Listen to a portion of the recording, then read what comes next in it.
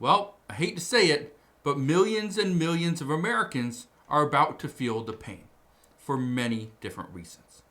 One of which is because the federal government remains to be shut down. So certain programs like SNAP benefits are in question. Military pay may not happen come November 1st. Federal employees who are expecting a check this Friday are not going to get it. Millions of people are going to struggle. Our economy is hurting, and yet we have no way forward. Right now, we are currently on day 22, which means we have been shut down for 21 days and 15 hours as of making this video. Yeah, it's concerning. But I want to show you something. Listen to what President Trump had to say. I would like to meet with both of them, but I set one little caveat. I will only meet if they let the country open. Simple enough. President Trump has made it very clear he will only meet with Democrats and negotiate their Obamacare subsidies if they reopen the federal government. That's it. And you know why? Because President Trump wants to ensure that our military personnel receives their paychecks come November 1st.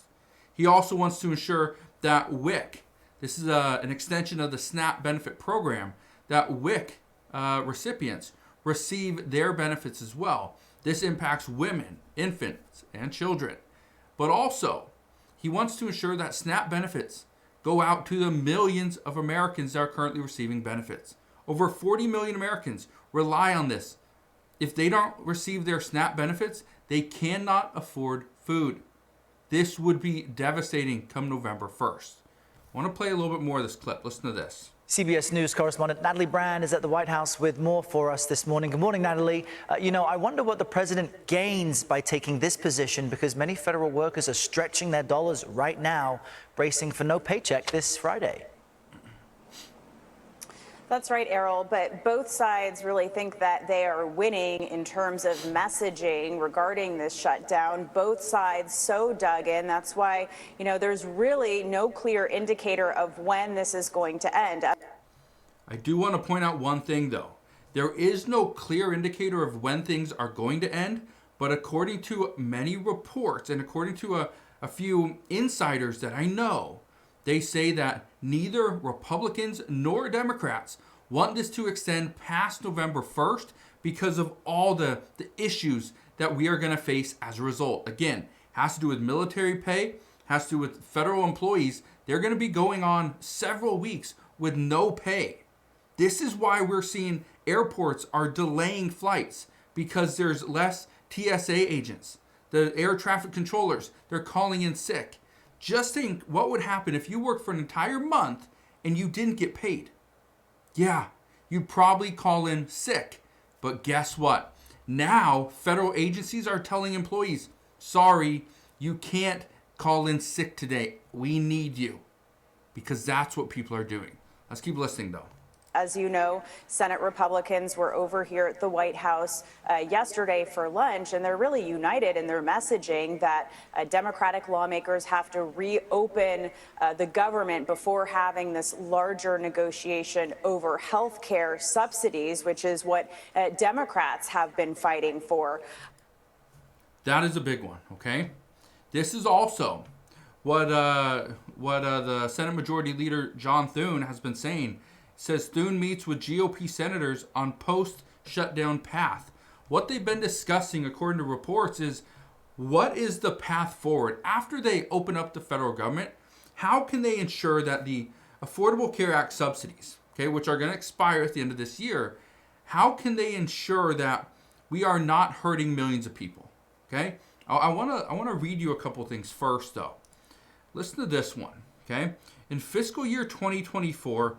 The United States government spent about $14 billion on Affordable Care Act marketplace subsidies only. Okay, these are the marketplace subsidies, $14 billion. According to the Congressional Budget Office, they estimate that a permanent extension of the enhanced Affordable Care Act subsidies would cost the federal government $350 billion over the next 10 years. That's $35 billion right there. That is a huge increase. It's about $20 billion per year. Now, here's the reason why I want you to understand this. It says on average, through the Affordable Care Act marketplace, that it goes for about $526 per month in premium tax credits assistance in 2023.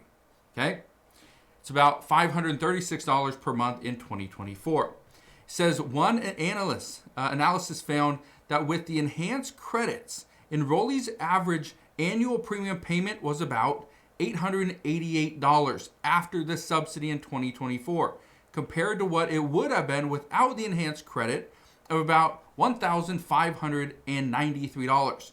That's a roughly $700 per year savings on average.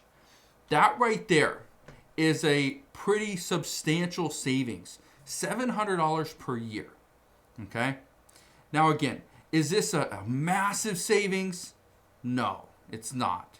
Okay? Was that about $60 a month? Okay? Something like that. So yes, it's what, $57 a month. Okay, that's what you're saving. Okay, with these subsidies.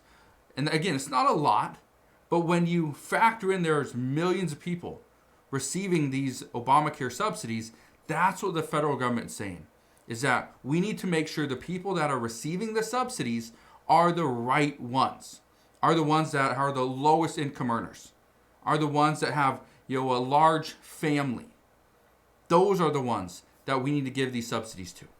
At least that's what they're saying. So the reason why I'm bringing this up is because that's exactly what the Senate Majority Leader John Thune is saying, and what many reports are indicating is that Republicans are open to the idea of some subsidies. They don't want to get rid of all of them, but we can't go back to what we were currently paying. I want to play another clip for you. This is a clip from, I believe, 2013. Okay, listen to this. This is Republican Ted Cruz. Listen to this right here. Okay. A senior fellow at the Manhattan Institute and writer for Forbes.com. Quote, if you compare the cheapest plan on healthcare.gov to the cheapest, quote, bronze plan on the new covered California insurance exchange, premiums for healthy 25-year-olds will increase by 147%. A median of $183 on the exchange versus $74 today. And premiums for healthy 40-year-olds will increase by 149%. A median of $234 on the exchange versus $94 today. I'm going to stop it right there. Okay? Those are insane increases. 100+%. Now I know you're probably thinking, well, real estate has gone up that much. Yeah.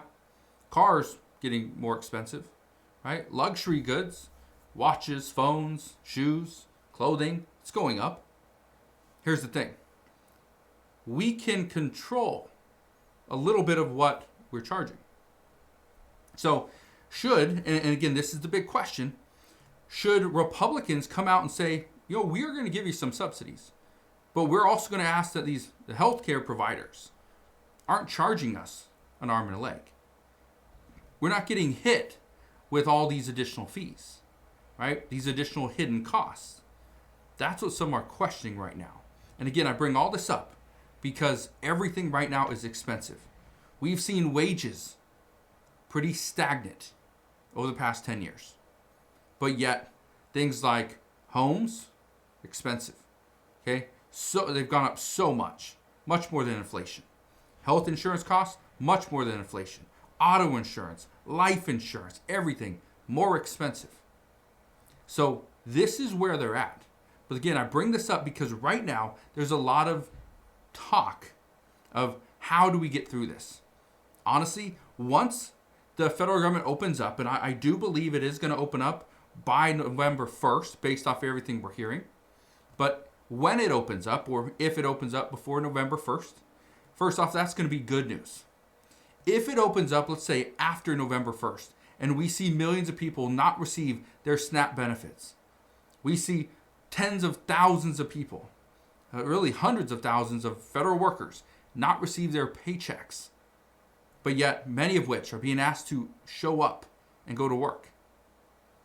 The morale already in some of these federal agencies is extremely low, where people are being called into work, yet they know they're not receiving a paycheck. And for a lot of them, they're going to get a paycheck after, but again, they need the money now. All I can tell you is what we are facing right now, okay, is a huge hurdle. Are we going to see Republicans, Democrats come together and pass this bill? Because one thing I can tell you is Republicans are not going to go back to the negotiation table. They're not going to go past Democrats' priorities. They're going to keep this bill exactly how it is, and Democrats will have to pass it. They will have to keep the government open. And at that point, then what they're saying is, we will negotiate these Affordable Care Act subsidies. But the problem is, if the federal government is already open, and this isn't in there, do they really come back to the table or say, sorry, that's not something we want to discuss? That's the big question. So as of right now, we're seeing potentially millions of people lose their benefits. Okay, everything from affordable housing to food assistance. Okay, we're seeing those things pretty much in question at this point for November 1st. But at the same time, these Affordable Care Act subsidies are only saving us on average about $50 to $80 a month. So we'll see what happens moving forward, but that's what we know as of today. So again, thank you guys for watching. Consider subscribing, and I'll see you guys on the next one.